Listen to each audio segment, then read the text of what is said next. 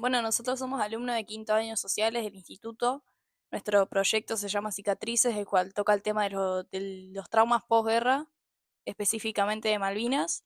Tenemos algunas preguntas para hacerte. Ya de antemano te agradecemos por la participación, ya que nos parece muy importante.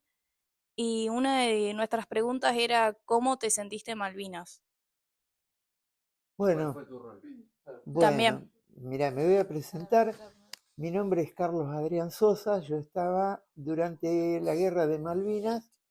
Yo formaba parte de la tercera escuadrilla aeronaval de caza y ataque. Yo soy mecánico aeronáutico. Y bueno, mi escuadrilla estuvo embarcada en el portaaviones 25 de mayo hasta el hundimiento del crucero. Una vez que se hunde el crucero, toda la flota naval volvió a puerto. Mi escuadrilla pasó a tener asiento natural en Río Grande, en Tierra del Fuego, y una parte de la escuadrilla, seríamos 8 mecánicos más o menos, fuimos destacados a Puerto Argentino para la eventualidad de que algún avión nuestro aterrice en emergencia y poder repararlo para que siga su línea de vuelo. Eh, Esa fue mi función en la guerra. Sí. Eh, Disculpame, se me fue la segunda parte de la pregunta. ¿Cómo te sentiste cuando estuviste en la guerra? Bueno, mira, en la guerra, ¿cómo te puedo decir? Yo cuando estuve en la guerra tenía 19 años, unos poquitos años más que ustedes. Eh, y a los 19 años vos sentís que el mundo te cae en la palma de la mano. Y la palabra miedo no la dimensionás. Claro. ¿Sabes qué? Yo me di cuenta, ¿sabes cuándo tuve miedo durante la guerra? En el momento en que yo me di cuenta que no tenía miedo. Ahí tuve miedo, porque cuando ya no valorás tu vida, eso es para tener miedo. Claro. Puntualmente te cuento cuándo fue. Eh, Nosotros, nuestro gran enemigo era el frío y el estar mojados, Sí. porque allá estaba constantemente nublado, a veces lloviznaba, pero había mucho viento, muy baja temperatura y había... Nosotros volvíamos de comer con un amigo mío y yo había logrado que se me empezara a secar la ropa porque no podíamos prender fuego para no marcar puntos que podían ser atacados. Así que, bueno, había empezado a secarse mi ropa y para mí era la gloria. Y, y volvíamos de comer y escuchamos la alarma de bombardeo. Sí.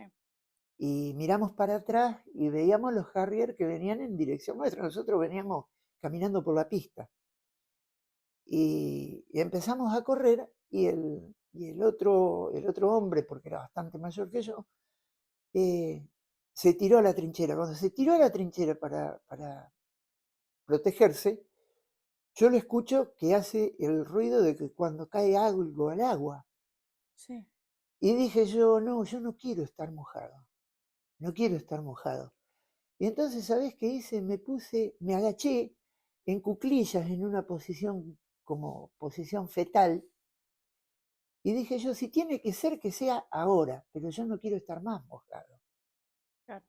Entonces ahí me di cuenta, ahí tuve miedo, porque dije yo, no tuve miedo a que me pasara lo que me pasara. Por supuesto, el avión pasó, no sé, llamale toque divino, llamale que al piloto inglés le dimos pena, qué sé yo, y tiró las bombas más lejos. Pero el tema es ese, darte cuenta que no tenés miedo, ahí es cuando tenés que tener miedo. Claro. Bueno, ¿cómo fue tu reincorporación en la vida cotidiana después de la guerra? ¿Cómo volvés y cómo es después tu vida? Bueno, bárbaro, mirá, yo te cuento, cuando yo no era conscripto, yo estaba haciendo la carrera militar. Cuando termina la guerra, o sea, el 10 de junio, cuando se capitula, después yo ya ni me acuerdo cuántos días más estuvimos ahí en el sur, porque yo ya había replegado. Cuando terminó la guerra yo ya estaba en el continente de vuelta. Volvimos a Bahía Blanca, que era el asiento natural de nuestra escuadrilla, y tuvimos que firmar un compromiso mediante el cual nosotros no podíamos hablar de la guerra ni nada que se le parezca. Es más, la guerra terminó el 10 de junio, yo a Ramallo pude volver recién a mediados de septiembre, me dieron permiso para volver a mi casa. Así que fue una cosa que vos a ver, aparte de los desencantos que uno sufre en la guerra, porque vos imaginate, yo me había formado como personal militar preparado para todo, para la guerra, para la no guerra también, y vos te hacías una imagen de la persona que estaba al lado tuyo o del superior que te daba órdenes. Resulta que cuando vamos a la realidad, a la guerra, vos te das cuenta que no es tan así. No es que el tipo que te decía que al enemigo había que comérselo crudo, vos lo veías, ahí veías su parte real. Porque una cosa es ir al polígono con un fusil, el polígono es donde se hace práctica de tiro, y donde vos con tu fusil le tirás a la silueta, y otra cosa es cuando la silueta también te tira a vos. Claro. Entonces ahí se te cambian todos los puntos. Ya decís, la flauta, ¿me entendés? Entonces, vi, puntualmente yo voy a hablar de lo mío, yo vi cosas que realmente me desencantaron y muchísimo de las Fuerzas Armadas. Vi el egoísmo, vi cosas que se suponen que en una guerra no tienen que pasar. Es cuando más tenemos que estar unidos. Y también vi uniones que yo jamás me podía imaginar de que podían suceder entre diferentes fuerzas armadas, nosotros que éramos de la Marina, con la gente de ejército, oficiales de ejército con nosotros, nuestros oficiales con los conscriptos de ejército. Fue una cosa que dio mucho y también nos restó mucho, porque cuando vos venías y decías que vos eras parte de las Fuerzas Armadas y que habías estado en combate, es como que la gente te automáticamente ponía una barrera, porque suponía que vos estabas loco o que vos habías matado gente o que, qué sé yo me di cuenta que era más redituable para nosotros callarnos la boca, no contar Malvinas, Claro. porque eso hacía que la gente te mirara desde otro punto de vista, como que te quedabas aislado. Les voy a contar una cosa, cuando yo vuelvo de baja acá a Ramallo, era el año 84, se había recuperado la democracia, gracias a Dios, y el doctor Alfonsín había hecho un decreto mediante el cual las empresas del Estado tenían la obligación de darle trabajo a los veteranos de guerra. Bueno, yo vine acá, mi papá se había jubilado de Somisa estaba en expansión, estaba tomando gente, y me dice mi viejo, andá y hacé los papeles, entrás. Bueno, fui y me presenté. Y llegaba una parte de la entrevista laboral donde vos tenías que hablar de tus capacidades. Entonces yo empecé a hablar de que yo era mecánico aeronáutico, yo tengo cursos hechos de bombas hidráulicas en Brasil, todo mediante la Marina, ¿no es cierto? Y era mano de obra capacitada. Entonces me preguntaron dónde me había capacitado, sí, y les dije. Y me preguntaron, ¿vos sos veterano de guerra? Sí, le digo yo. Entonces empezaron a decirme, bueno, te vamos a hacer una entrevista con un psicólogo. Bueno, fui, di mi entrevista con el psicólogo, me dice, bueno, ya lo vamos a llamar. 10 días más tarde me volvieron a llamar, terminé la entrevista, me prometieron volver a llamarme, 15 días más tarde me volvieron a llamar, y así como 5 o 6 veces. Entonces mi viejo me dijo, haz una cosa, anda a retirar tu currículum, espera unos días, volver a presentarlo, pero no digas que sos veterano de guerra. Entonces hice como dijo mi viejo, no esperé 10 días, esperé un mes, presento mi currículum. A los 10 días de presentar mi currículum, yo estaba trabajando dentro de la fábrica. Claro. Entonces, digo, nos marginaban y éramos, Perdón, una mirada equivocada. totalmente, totalmente, porque está muy lejos de cada uno, ¿viste? Y digo, es mejor callarse y, y pasar desapercibido. Y así fue, así fueron mis siguientes años. Claro. Nosotros, o sea, con los excombatientes que hemos hablado, que uno es Alejandro Ledesma, vos seguramente lo Sí, sí, conocés, sí, sí. y Alejandro Corso, nos contaron la dificultad que tuvieron ellos y tuvieron todos los excombatientes a la hora de buscar un trabajo. El cómo a todos los tachaban como locos, o bueno, como vos dijiste, decían que mataban gente y así, a lo que, bueno, nos sorprendió más que nada, porque si bien nosotros habíamos escuchado, pensábamos que era, no sé cómo decirlo, no una boludez, sino que como que era una mentira porque nos parecía medio, no sé, como sin sentido, el no darle trabajo a alguien que literalmente fue héroe para toda la, claro, para el país. Claro, claro. Sí, ya les vuelvo a repetir. eh, Era más negocio cortar esa parte y presentarte como, este soy yo, sé hacer esto, sé hacer lo otro y listo. Y entrabas a trabajar.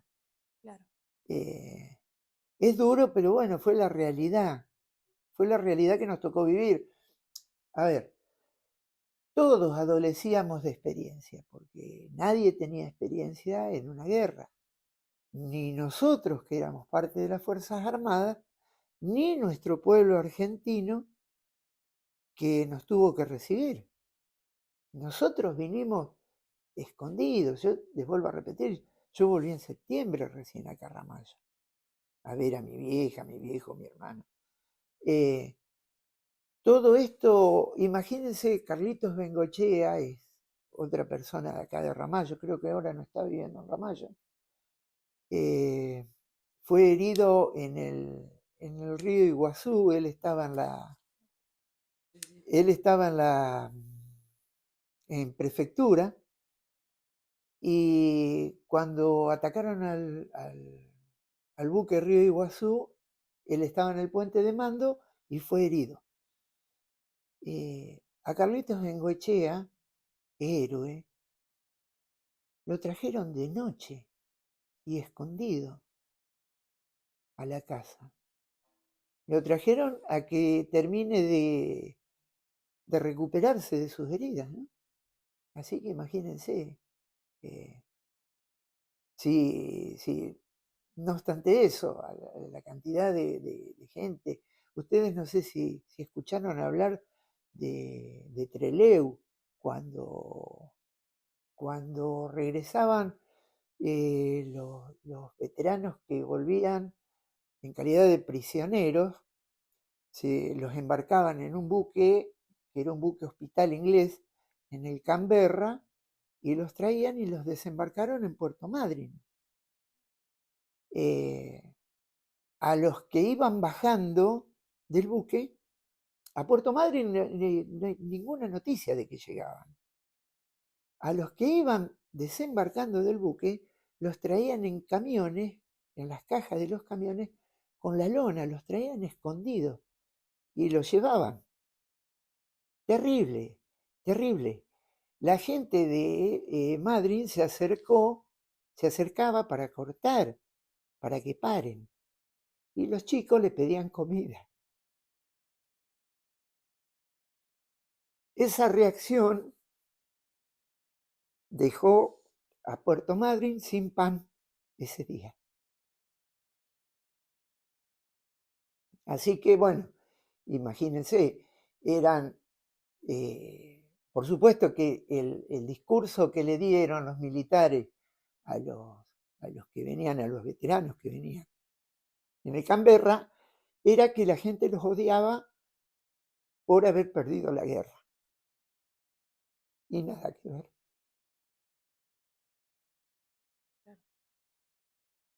O sea, nosotros, bueno, de nuevo con los combatientes que hemos hablado, nos dijeron que se sintieron más apoyados por la sociedad Sí, que sí, por el Estado en totalmente. sí.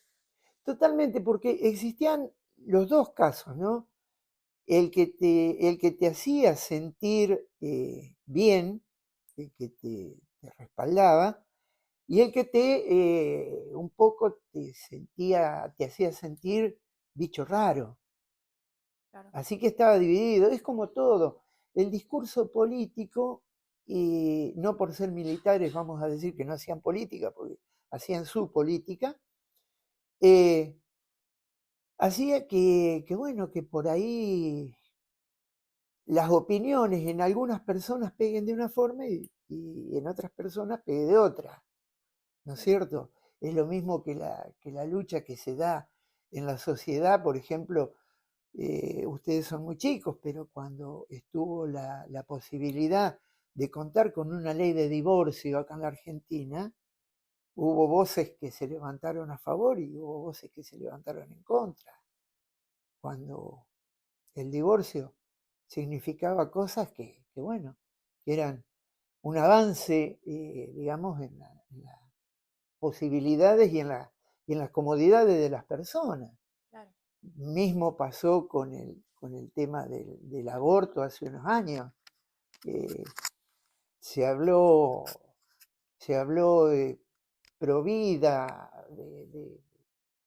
de gente que defendía su libertad de poder decir mi cuerpo, mi decisión. Y bueno, no sigo por este tema porque yo tengo una opinión muy personal y no Claro, sí. quisiera que... Sí, obvio. Bueno, siguiendo esto con la vuelta, digamos. Sí. ¿Cómo los trató el Estado con la sociedad? Ya contaste, pero bueno, si quieres seguir contando también. Cuando volvieron al país. Mira, cuando volvimos al país, te vuelvo a repetir, a nosotros cuadros, o sea, gente que estábamos haciendo la carrera militar, no nos dejaron volvernos, no, no nos daban francos. O sea, los francos que nos daban eran de 4 o 6 horas todos los días, pero yo qué hacía, yo estaba en Bahía Blanca, con 4 horas no alcanzaba, Sí, pero sí. ni a esperar el tren que saliera para acá. Así que estábamos de alguna forma prisioneros sin estar adentro de una jaula. Lo otro, yo cuando volví de Malvinas, obviamente, como la mayoría, teníamos trastornos de sueño. Yo cuando me vine de baja, la Armada jamás, en el momento que me vine de baja, yo pensé que me iban a mantener por lo menos la obra social. No, no me mantuvieron nada. O sea, el que me compraba los remedios era mi viejo, porque yo tenía 20 años y no tenía trabajo. Y cero posibilidad de entrar a ningún lado. Hasta que llegó la bendita democracia y ahí sí pude empezar a trabajar. Así que el Estado en ese momento, no, completamente ausente. Porque estaba representado por los militares. Claro. ¿Un mensaje que te gustaría transmitir a la sociedad? de la guerra?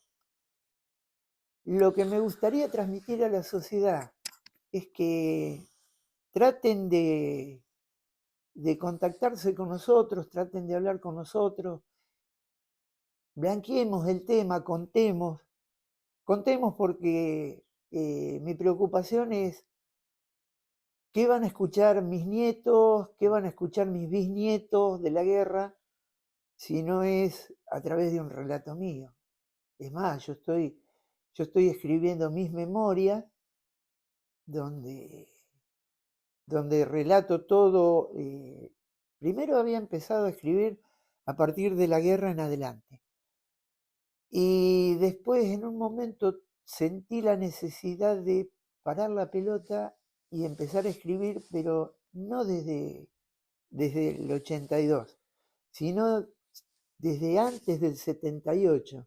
O sea, para contextualizar bien y que ellos, los que lean mis memorias, puedan ubicarse en tiempo y espacio en lo que fue la antesala de la guerra y la posguerra.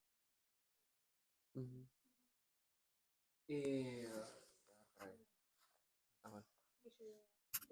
El micrófono. Teníamos uno ahí. Bueno, vos ya nos contaste que tuviste que hacer una entrevista con un psicólogo para conseguir trabajo, Ujú. después de haber hecho que eras combatiente de Malvinas. Pero después de eso, ¿recibiste apoyo psicológico en algún otro momento? Mira, yo ahora casualmente estoy yendo a la psicóloga, pero bueno, es por un tema completamente diferente. Pero todo el apoyo psicológico yo lo busqué por mi cuenta y fue a mi costo. Claro, sí, sí. Porque, a ver, dentro de las cosas que vos haces, la experiencia que te deja el ser cuestionado o el sentirte cuestionado o el sentirte marcado o seguido por algo, hace que aprendas a ocultarte. Entonces, si vos vas a reclamar, yo no sé si habría habido, seguramente debe haber habido, porque hubo después movimientos políticos que sí se preocuparon por el veterano de guerra. Y bueno, yo ya estaba acostumbrado a, si necesitaba algo, tratar de rebuscármelo por mi cuenta. Claro. Por ese motivo no. Pero psicológicamente no, yo estuve bien, salvo cuando llegan la fecha del 2 de abril, es como que caes en la necesidad de estar solo. Pero bueno. En cuanto a los trastornos, no sé, ¿tuviste pesadillas, recuerdos específicos de la batalla? Mientras dormía. Yo no estuve en batalla. Claro. Yo te explico, yo estuve en el aeropuerto, nosotros nos bombardeaban todos los días, todas las noches. Se acercaba la flota hacia las islas y nos bombardeaban. Hacían una tarea como se conoce como tarea de ablande, donde te van quebrantando. Eh, pero, y bueno, algunos bombardeos he recibido, pero son imágenes que de pronto te vuelven hasta hoy. Yo por ahí hay veces que sueño, Claro. ¿viste? Lógico, hoy lo tomo de otra forma, pero sí, en un principio se te hacía que estaba sucediendo, que estabas, el sueño pasaba, seguramente a todos nos pasa, ¿no? Que hay sueños que parecen que los estamos viviendo en serio. Hay veces que soñamos que nos caemos y nos agarramos de todos lados y estamos acostados. Bueno, a mí sí, las primeras veces sí. Claro. Por eso es que yo les digo que yo tenía trastornos de sueño, que necesitaba pastillas para dormir y el Estado me fui de la Marina y me las cortó. Claro. Fue mi viejo el que me dio la gran mano. A ver. ¿Qué preguntar vos? Sí, no, ¿tuviste algún otro síntoma después de la guerra? Eh, o sea, así como el trastorno de sueño, algún otro, ansiedad, flashbacks No, o algo por el mira, estilo. no, gracias a Dios no, no. Eh, pero sí, sí he conocido un montón de gente, inclusive, eh, a ver, gente que ha estado en situaciones muy, muy complicadas y que vos te das cuenta, incluso yo me doy cuenta en mí mismo que yo suponete, en ese momento en el 82, mi escuadrilla éramos 300 personas. Había un grupito de 10 conscriptos nada más entre la escuadrilla. Y yo por ahí empiezo a hablar y empiezo a compartir alguna anécdota, qué sé yo, en mi familia, o mismo con ustedes. Y, y por ahí mis palabras tienen un valor y, y cuando yo lo charlo con gente que estuvo en la guerra, es otro el significado, porque es como que se te instala una percepción en el sentido de las palabras, cuando hablas de la guerra, que realmente te das cuenta que únicamente quien la vivió la puede sentir de esa manera, ¿viste? Por eso, por ahí, a mí me encanta ir a los encuentros de los veteranos porque me siento un poquito más que en casa. Claro. Sentís entendido también, supongo, Sí, sí, sí. porque son las mismas experiencias. Claro, Claramente no, cada experiencia es distinta. por Cada uno supuesto. La vivió, misma pero, situación o sea, Sí. vivieron. nadie más va a comprender lo que los Yo por ahí, a ver, lo comparo con la actividad deportiva. Si vos jugás al fútbol y un día tenés que patear el penal que define el partido, yo soy hincha, lo vivo desde la tribuna. Para mí tiene un significado, pero para vos que pateaste el penal, para vos que hiciste el gol que cambió la realidad de tu equipo, es otro. Sí, sí, sí. Claro. Sí. Es que Bueno, en realidad lo de Malvinas no fue ninguna derrota. Ir con 18 años, sin experiencia y contra un país que mucho más preparado fue. Sí, Claro. sí, sí, sí, sí, sí. Y realmente profesionales de la guerra, nosotros éramos innovadores, éramos aprendices, recién estábamos empezando a vivir y de pronto encontrarte con gente que su vida se basaba en eso.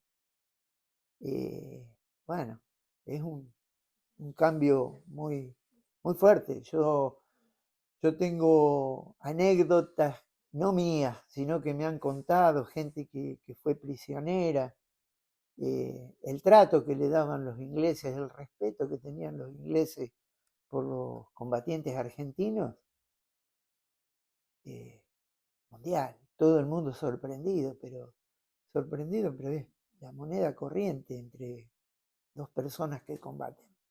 claro. Bueno, otra pregunta que nosotros habíamos hecho es, ¿cómo ha afectado tu experiencia en el combate a tu vida diaria y a tus relaciones personales? Mira, yo, a ver, a mi vida diaria, eh, por ahí yo escucho ruidos y me sobresaltan, pero me sobresaltan en una manera especial, ¿viste? Aún hoy, a Sí, 40 y pico de años. Hay ruidos que por ahí yo me doy cuenta de que me ponen eh, en alerta, por llamarlo de alguna manera. Eh, y después en mi trato con el resto de la gente, muchas veces digo yo, ¿sabés qué? Por ahí puedo tener eh, problema de enojo por situaciones que se dan entre generalmente que se dan entre terceros. Y después digo yo, mirá por qué se hacen problemas. Claro. Y no por considerarme alguien que está en un estadio superior y que me creo de que soy, no. Yo no soy nadie. Pero yo tuve la suerte de salir de un lugar donde la vida no vale nada. Y ver, a ver, ¿cómo te lo pongo? Que se menosprecia tanto la vida del otro, me pone mal. Claro. Largaron la guerra, digamos, nos largaron así nomás Sí, sí, sí, sí, sí, sí. a morir, digamos. Claro, o por ahí yo veo las imágenes de la guerra de Croacia o lo que le está pasando a los palestinos.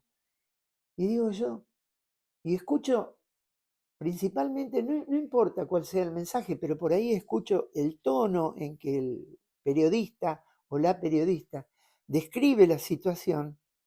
Y digo yo, ¿cómo podés hablar con tanta liviandad de algo tan horrendo? Claro. Sí. ¿Viste? Entonces eso también me pone mal. Sí, obvio. Bueno, acá otra pregunta. Bueno, cuando vos volvés, ¿Sí? ¿cómo fue el reencuentro con tu familia? No nos contaste ya igual.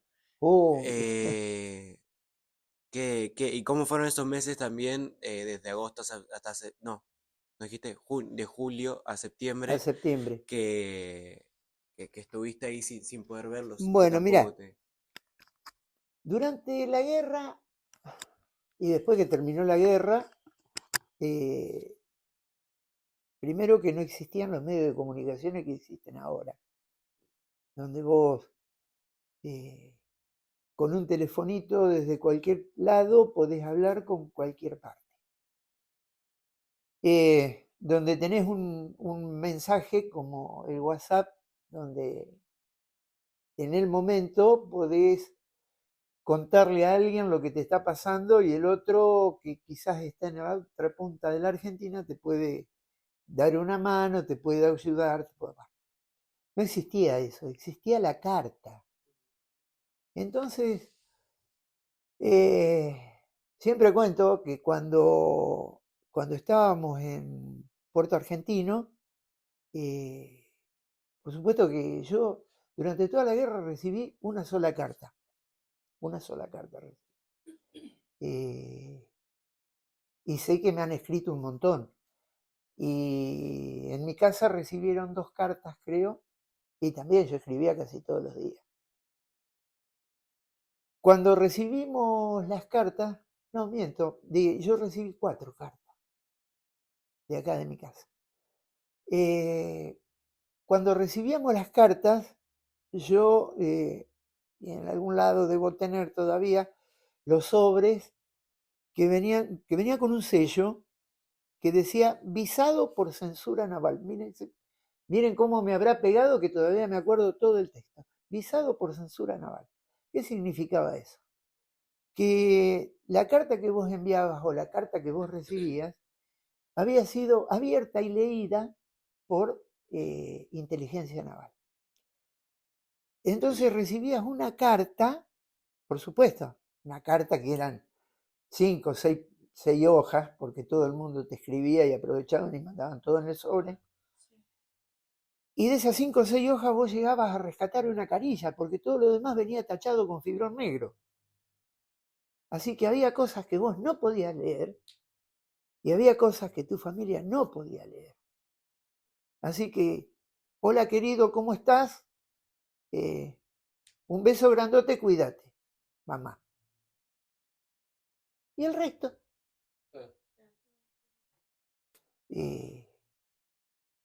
Son esas cosas bueno, que hacen un poquito. Y aparte, imagínense que yo durante toda la guerra, bueno, mi vieja mandaba la carta, despachaba la carta acá en Ramallo, la carta viajaba hasta Comandante Espora en Bahía Blanca. Cuando llegaba Comandante Espora en Bahía Blanca, se repartía en todas las escuadrillas Mi escuadrilla estaba embarcada, así que teníamos que esperar a que un helicóptero venga de la base hasta el barco. Nosotros estábamos en el medio del mar. Claro. Esa una. Y después cuando estábamos ya en Puerto Argentino, lo que hacíamos era, suponte, me llegaba carta a mí. La leíamos, yo se la pasaba a Juan, Juan se la pasaba a Pedro, Pedro a Manuel, Manuel a Sergio, y así. Así que la carta de mi vieja era la carta de mi vieja para todos, la carta de la novia de Juan era para todos, así que un poco mi mamá era la mamá de todos y la novia de Juan era la novia de todos. Claro. Y para responder las cartas hacíamos exactamente lo mismo. Todos opinaban, ponele tal cosa, no te olvides de tal otra. Y la comunicación era terrible. Y ya les digo, siempre controlada. Jamás iba a ser una cosa directa. Después que terminó la guerra, bueno, cuando yo vine, ahora ustedes me ven que lloro con facilidad, pero en ese momento no. Y realmente lloré, lloré mucho.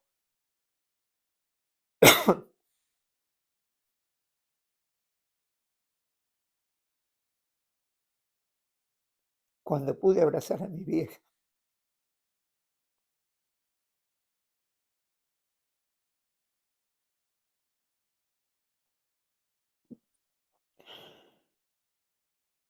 Ahí sentí, gracias, ahí sentí realmente que se me cayó toda la guerra encima.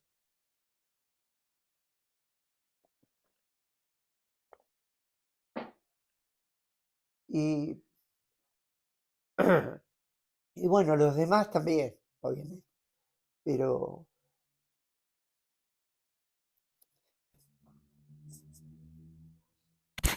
mi vieja fue muy importante para mí. Y sigue siendo, ¿no? Obviamente.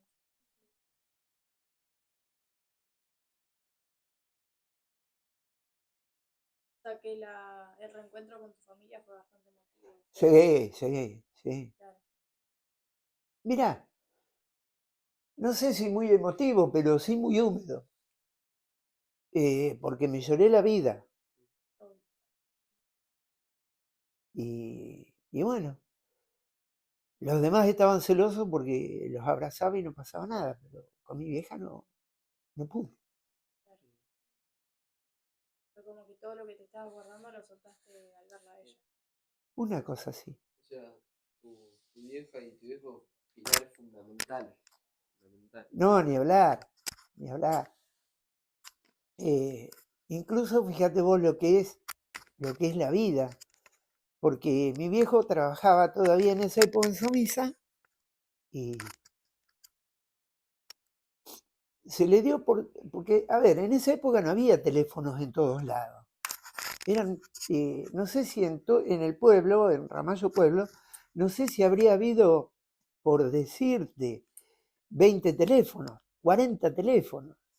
Y mi viejo trabajaba en la fábrica, en Somisa, en ese momento, y consigue el número de la base, consigue que uno de los de mis compañeros que se había quedado en la base de Río Grande, le diga, no, está en Río Grande ahora, se había quedado en Bahía Blanca, perdón. Llamó mi viejo, que era el número que tenía él, era el del hangar de Bahía Blanca. Entonces llamó y ese muchacho le dijo que no, que yo estaba en Río Grande. Y bueno, le dio el número de teléfono de la base de Río Grande, llama a mi viejo a la base de Río Grande y logra comunicarse con el hangar. Y yo haría 4 horas que había llegado de Malvinas. Así que pude hablar con mi viejo ahí nomás al toque. Claro. Así que fue fabuloso. Para mí fue mundial. No sé qué otras preguntas quedan. Bueno, no sé si querés contarnos algo. ¿Quieres contarnos? Si no. Sí, podíamos estar horas, pero Sí, sí, sí, algo sí, sí. que no te hayamos preguntado. Una anécdota. La verdad que tengo varias, pero no se me ocurre en este momento ninguna. Mi regreso, ya se los conté, Mm. ya se los lloré. No sé, pila de cosas que han sucedido. Algunas chiquitas, otras más grandes, pero bueno, creo que no debe haber, no difiere mucho de lo que ya les he contado. Por ahí hablar con mi hijo, con Felipe, ponemos y charlamos de cosas, le cuento. Hay cosas que, obviamente, hay cosas que, a ver, y me pasa a mí, le debe pasar yo creo que al 98 o 99% de los veteranos de guerra. El otro 1% está muerto, por eso no les está pasando. El hecho de que hay cosas que uno no va a contar nunca, que se las lleva, se las va a llevar y por ahí son cosas que duelen y que golpean. Por eso digo, hay cosas que yo nunca voy a contar ni siquiera en mis memorias, me las voy a guardar para llevármelas. Y bueno, el encuentro, la felicidad de encontrarme con gente que está tratando de ser un eslabón más en esta cadena de la memoria por Malvinas. Así que muchísimas gracias, chicos, por la tarea que están haciendo. Es hermoso. No, muchísimas gracias a vos. No, por favor. ¿A tu mamá te la encontraste? ¿A tu mamá te la encontraste acá en Ramallo o la viste antes? No, acá en Ramallo. Ah. Acá en Ramallo. Es que no. A ver, siempre nos decían que también teníamos prohibidas las visitas, Mm. ¿me entendés? Únicamente los que tenían un franco más extendido, cuando estábamos en la base, era el personal que estaba casado. A ellos sí. Y aparte vivían ahí en Bahía Blanca. Yo no tenía sentido. Imagínense que Bahía Blanca hoy, en el mejor de los casos, salvo que vayas en avión, estás a 12 horas de micro. Imagínense, hace 43 años atrás, esas 12 horas de hoy serían 18 horas de hace 43 años. Yo no iba a hacer viajar a mi vieja. 18 horas para verla 20 minutos a través de una reja. Sí. Así que, bueno, nos vimos acá. Y fue una cosa, cuando me dijeron que me daban 4 días de permiso, fue maravilloso porque incluso había un avión de la Armada que estaba ahí en la parte de pista del hangar donde estaba yo. Y supónganse, a mí me dijeron a las 12 del mediodía que yo podía venir para Ramallo, que me daban 4 días. Y me pongo a hablar con un mecánico de ese avión y me dice, nosotros en 40 minutos salimos para Baire. Baire era Buenos Aires. Le digo, che, ¿me podrán llevar? Sí, dale, me dice, metele. Así que imagínense, salí corriendo para el dormitorio mío, agarré 4 porquerías, las metí dentro del bolso y me vine corriendo. Y estuve en aeropuerto, en Aeroparque, y sería la 1:30. El tren salía recién a las 10 de la noche. Así que me tomé un colectivo que me sacó hasta Panamericana y ahí me vine a dedo. Me vine a dedo hasta Ramallo. Así que mi urgencia por estar. Otra pregunta que queríamos hacerte Sí. era qué sentías al ver los símbolos patrios o la bandera luego obviamente de la guerra. Oh, ¿Qué sentís al qué pregunta me hiciste, verla? Bueno, mirá, o al entonar el himno también. Obviamente que me moviliza mucho. Yo el himno lo termino llorando. Y por ahí me da pena que haya chicos que de pronto no lo canten. Me da pena. Sí, nos han dicho. Que capaz que hay 50 chicos y 5 Claro. 45 para Y sin desmerecer a Total. nadie, pero yo escucho cómo cantan el tema de la selección, del mundial, el que hizo La Mosca, y con todo mi respeto, ¿no? Pero digo, se aprenden esa canción y no tenemos fuerza para cantar el himno. Ujú. Es, sí, termino, te pone mal realmente. Con todo lo que abarca el himno, ¿no? Sí, sí, con todo lo que expresa. Ujú. ¿Eh? Bueno,